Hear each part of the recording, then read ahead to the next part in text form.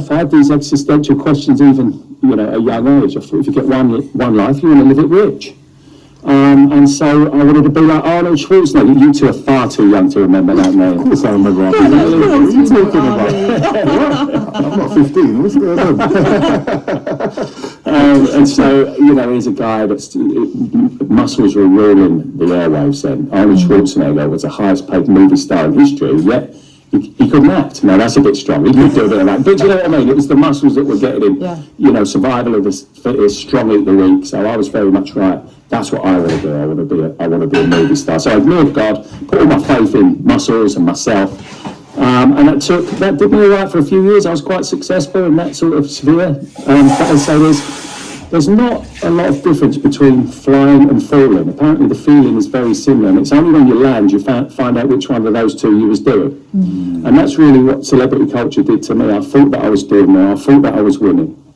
But worldly success has a way of taking you to where your character can't sustain you if you don't have a faith, or if you're not morally anchored in something. And so I found myself selling stories to the media, and they rewarded me for selling lies and stuff. So I came to the end of myself really in that arena, if you like. I learned the paradox of pleasure. The more you get of something, the less it satisfies.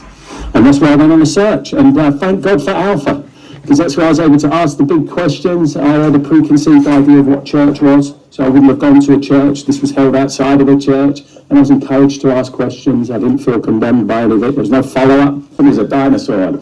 So I was like, Lord, you're opening these doors in these schools, but I'm irrelevant to these kids. So this is why I feel so blessed to be offered a show like The Summit, where, a lot of people are going to be watching that, and it gives me a lens into, what television is now. Yeah. And obviously there's an interest in that. There's an appetite for that, to learn about. So in schools, really, how I help is churches to reach out from the church into the school by going and doing a fun assembly. I do talk about the Roman gladiators and the arrival of Jesus, the fact that it's a factual story.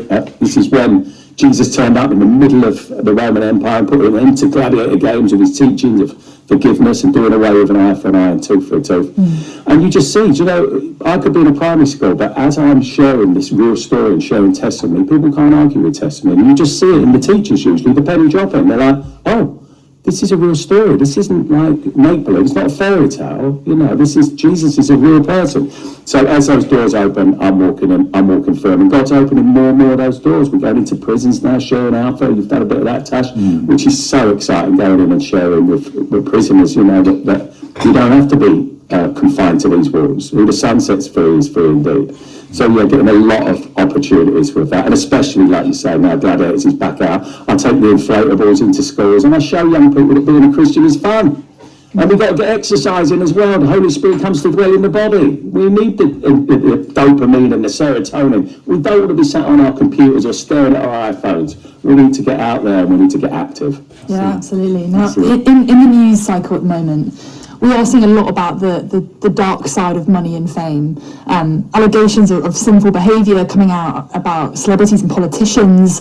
Having seen kind of both sides of the glamorous life, what can you tell us about where God is in that world? Well, that's a biggie. You've thrown me a curveball there. Big question. You may have to repeat the question.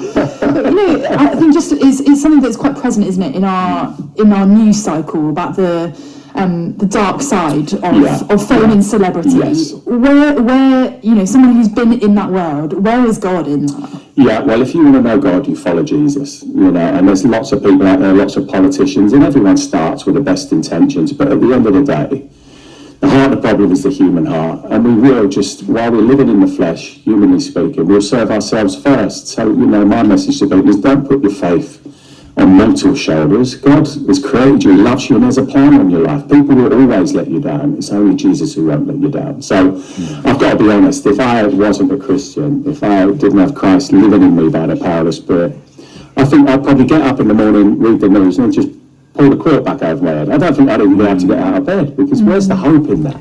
My kids now, they're in their 20s and they're just finding their way. And a lot of what they're seeing in the world is a scary place. It's confusing them, and they just say, listen, come to church, worship. A church service is a celebration. God will fill you with the Spirit, and suddenly you realise that Nothing matters really. We're just pilgrims passing through, and God's chosen us. He's called us to be part of the solution to all these problems. Jesus is at work in and through us. So I think we're living in the most exciting times in history, to be honest. Yeah, great stuff. Well, Warren, thank you so much for joining us and for sharing a little bit of your story as well. As Tash said, you can tell you're a preacher, because I feel preached too. Yeah. Honestly, I'm ready to give my life to Jesus again. Yeah, come on. Trust you in Arthur, every Wednesday, Come on. 7 o'clock. Oh, so good. Yeah, it's so good to be encouraged and yeah, built up in faith. So yeah, I'm really excited to see what God is going to do next. I know that you're leading a church, a new church as well. Well, it's not a new church, but you're new to the position as well, so that's really exciting. Oh, I'm excited to see what God's doing at Premier Radio with Tash and with Lydia, the dynamic duo. I'm so excited. It's brilliant stuff. Oh, Warren, thank you so much. That was Warren Furman, Ace from the original Gladiators and leader at St Catherine's Westway Church. He is going to be back on our screen soon. Chloe Martins in ITV's The Summit. You are listening to the News Hour on Faith, Hope and Love on Premier Christian Radio.